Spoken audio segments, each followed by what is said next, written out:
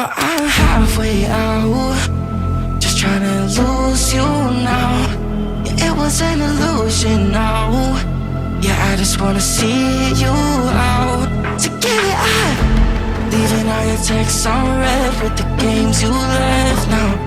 Give it up. Sick of all the things you said getting in my head now. So I don't wanna know. I don't wanna know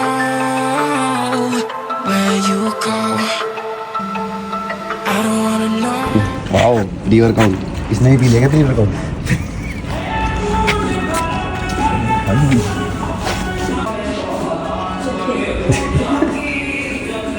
time to break down my workout, starting with the exercise. जो पहली थी वो थी lat pull down with machine. इसमें पहले 2 warm up जो होते हैं वो होते हैं 12 से 15 रेपिटेशन के लाइट टू मॉडरेट वेट पे।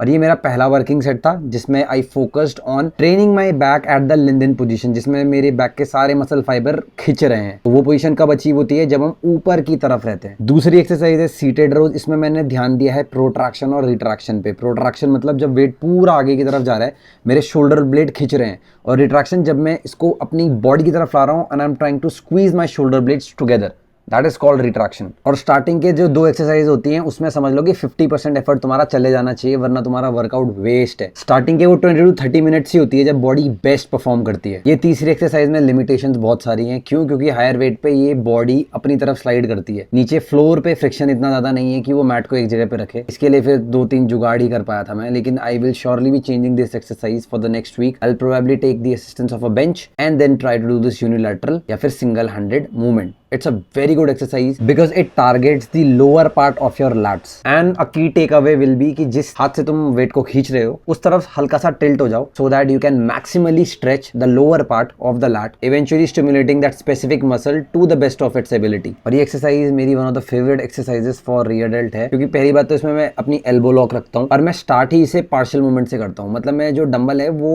सिर्फ upper range of motion की तरफ रखूंगा 10 to 12 reps, और जब partially मेरे re-adult में enough tension develop हो गई है उसके बाद मैं फुल रेंज ऑफ मोशन करता हूं अगेन 10 to 12 रेप्स। तो टोटल 24 रेप्स हो गए, स्टार्टिंग के पार्शियल रेप्स और उसके बाद फुल रेंज ऑफ मोशन में। तो इससे बेटर ब्लड फ्लो देखने को मिलता है and you damage the muscle even more. और अपने करंट जिम का अगर मैं तुम्हें लूप होल बताऊं तुम लोगों को, तो वो ये है कि यार जो डंबल है वो भी ब्लैक है, उसमें जो लिखी हुई होती है मार्किंग की कितना वेट है वो भी ब्लैक ही है, और लाइट जब बंद हो जाती है जिम की, क्योंकि दिन में जनरली लाइट बंद कर देते हैं और मैं कॉन्टैक्ट लेंस पहनता हूँ, तो इतनी सारी प्रॉब्लम्स के बीच में डंबल ढूंढना बहुत मुश्किल है। शायद मैं एक पर्सनल टॉर्च लेके जाऊँ जिम में अब से। और ये चीज मुझे काफी टाइम बाद रियलाइज हुआ है कि bicep workout doesn't need a lot of variations. 1 से 2 वेरिएशन अच्छे से करो जिसमें तुम्हारी बाइसेप अच्छे से स्ट्रेच हो रही है, you are able to comfortably progress the weight and with time you will see some really good bicep development. कई लोगों को ये डाउट होगा कि बस एक एक्सरसाइज करके बाइसेप का साइज कैसे बढ़ेगा। तो जो तुम पहली exercises कर रहे हो, even then you are damaging your bicep muscle so that it can grow.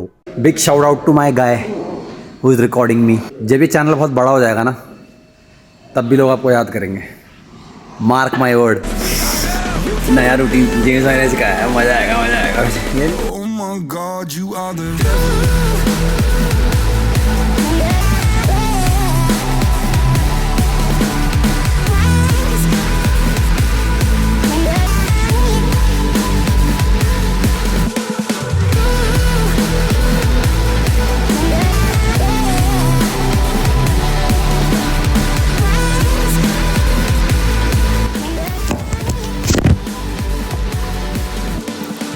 I will tell you guys a quick recipe जो हम बना सकते हैं अपने वे प्रोटीन के साथ। उसके लिए हमें चाहिए ये कटोरी, एक चाहिए हमें ग्रीक योगर्ट, 1 स्कूप में वे डाल रहा हूँ, एंड इसमें we will be adding fox nuts, और मिक्स करो। ये कुछ ऐसा बन के आएगा, और हो सके तो इसके ऊपर हल्का सा हम सिनेमन ड्रॉप करें।